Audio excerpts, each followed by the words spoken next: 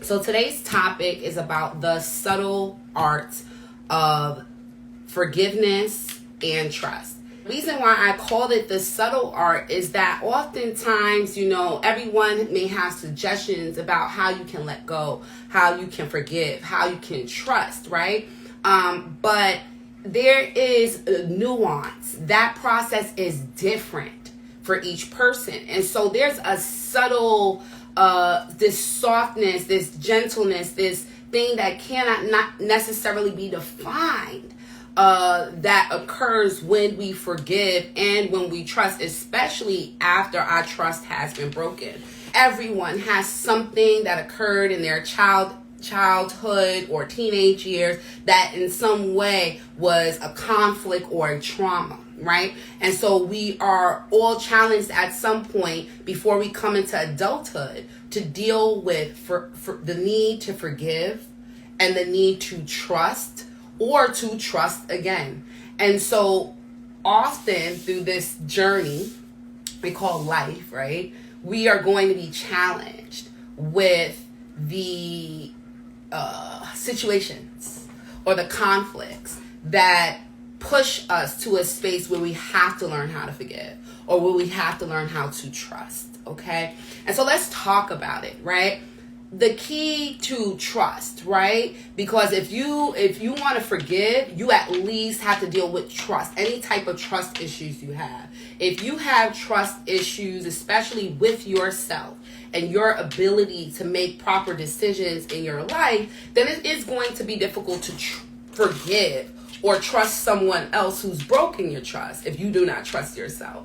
And so oftentimes when we're looking for love or we're looking for things to improve in our life, it begins with us, okay? And so forgiveness, the beauty or the subtle art of forgiveness is forgiveness really isn't about the person that harmed you. It isn't about the person who broke your trust. You're not forgiving for them. You're forgiving for yourself.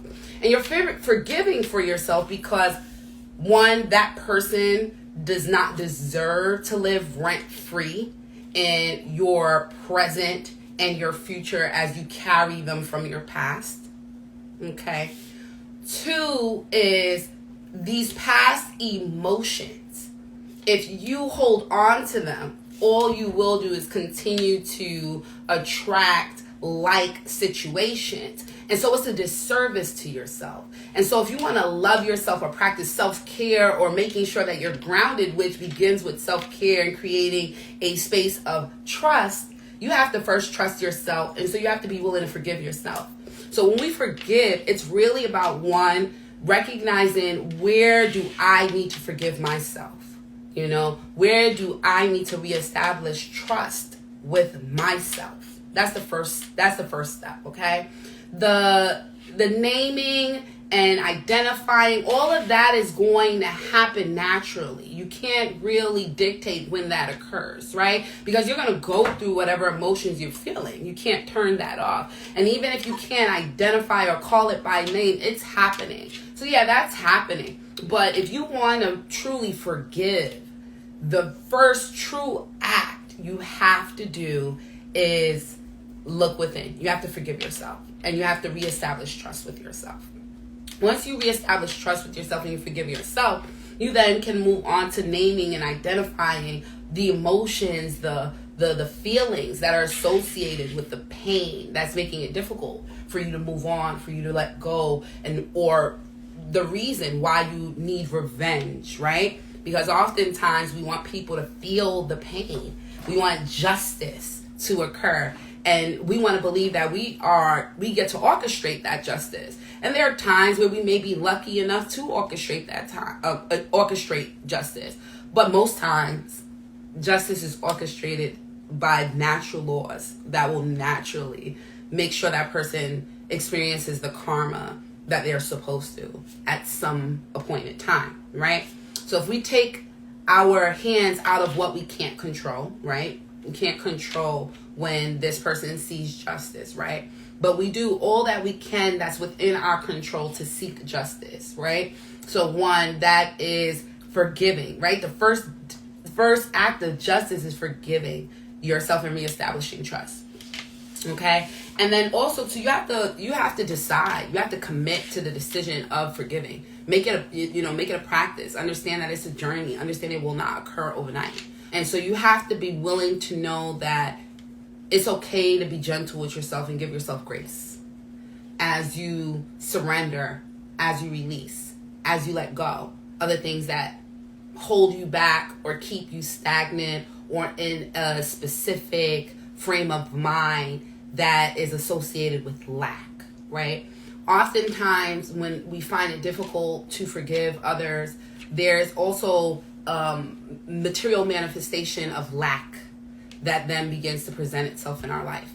And so it can be difficult to be abundant. It can be difficult to be successful as it relates to your ambitions when we hold on to past baggage. I want you to understand that forgiveness isn't about the other person. It's never has been. Forgiveness truly is about saying, I am more than this. I'm more than this situation. I'm more than this conflict. I'm more than this relationship. To hold on to that baggage, I'm more than that. Because I'm looking, forward. And you can't really look forward if you're constantly holding on and making sure to pick up the things from your past, right? Especially if what you're looking for doesn't look like your past, right? If imagine this, right? You're trying to be this magnet for abundance, but you're carrying around all these excuses. You're carrying around all this negative thought. You're carrying around all these reasons why you're incapable or not able or you lack the ability. Do you really think you're going to be able to accumulate wealth? It's absolutely impossible. It's mathematically not possible, scientifically not possible, divinely not possible. Doesn't matter how much you pray. If you don't have faith in your capabilities, if you don't think you're worthy enough, valuable enough to surrender and release what has happened to you, the negativity that weighs you down, the past things that hold you back, then, you got a lot of work to do before you can establish the dreams that you're truly saying to yourself you want to align with. I think the key to leaving the past in the past is recognizing and becoming aware and accepting the lessons. Because that you can take with you. But you don't have to take the emotion. You don't got to take the feeling. You don't got to take the pain. You don't have to take the anger. All of that, you can leave that where it is in the past. Because that doesn't serve you. But you can take the lessons. And so if when you find yourself drifting to the past, you use your willpower, that beautiful, beautiful divine gift that we have to make decisions and have choices, right? That intellect that we have. That ability to shift our thoughts and our perspective. When you find yourself drifting to past, if you can say to yourself, okay, let me get out of the feelings of the past and let me remind myself what were the lessons. Use that and take that. And over time, I'm going to be honest with you, your ego is going to be so over going back where you're not allowing it to, rev its engine and refuel on that negativity that eventually it's not going to take you there anymore. And it's going to reestablish you with another level of conflict or another level of challenge where you can grow your spirit and evolve. Forgiveness doesn't mean forget. Those are not the same thing. At no point is the requirement to experience forgiveness require you to forget. It requires you to remember and tell yourself a different story, right? So forgiveness you don't have to forget when it comes to forgiveness. You just have to narrate a different story than you've been telling yourself.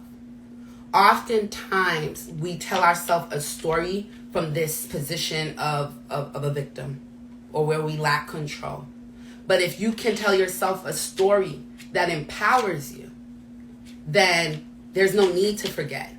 You're able to remember and use that as fuel to prosper yourself. So you don't need to forget. So that's the key to forgiveness. In that way, Don't force yourself. Don't worry about the forgetting. Now, if the memories are hard, because there are some things that are, heinous, there's no other word for it. They're just heinous. Those things that are heinous,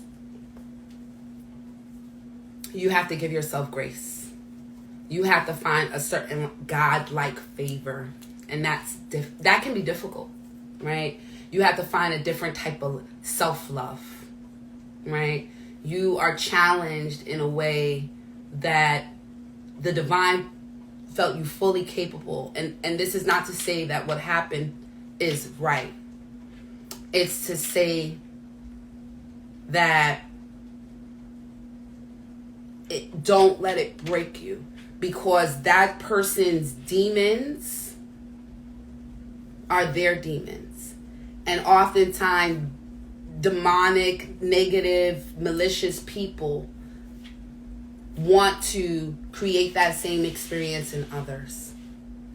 And so usually people who are heinous and do heinous things experience heinous things done to them.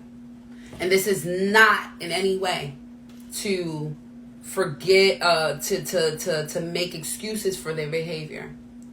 It is to say that their heinous activity or decision isn't a reflection of you. You just this is something that happened through you, if that makes sense. And so in some way, some of us are challenged to have to heal from heinous experiences and forgive and move on. And I think the key to that is a divine grace you have to find inside to recognize the extreme brokenness that exists in a person who would do the things that they did to you. And understand that those things that they did to you in no way are a reflection of your value or what you're worth. And because they're no reflection of your value and your worth, is why you have to give yourself grace to forgive and forget. Not forget in the sense of not remembering, but forget the emotion in the sense of attaching and bringing it into your present life. It's easier said than done, I know. But what I've learned over the years is that when you take time to pray, when you take time to sit with yourself, when you take time to reestablish a learning of yourself and forgive yourself and establish trust with yourself again, all the rest almost comes naturally. And so I would say the beauty of this kind of romantically connects to the root chakra and the crown chakra, how they align, which is, when we trust ourselves and we have a strong sense of self-trust, we then also connect with our intuition and trust those divine messages or that unexplained guidance that we feel in our heart space a lot more freely than those who haven't been able to get past what's happened to them or haven't been able to get past forgiving. And so you have to ask yourself, is what you've been through so is it worth the beauty and the blessings of what could be? Because we darken the future by holding on to very meek or bleak perspectives of what our future could hold. So I hope you guys enjoyed this, and I am looking forward to doing much more of these. So share, join me next 2 weeks from now, and tell a friend to tell a friend to tell a friend. And if you also enjoyed my work, please feel free to look at my bio and hit the link and shop services and products. Thank you. Bye.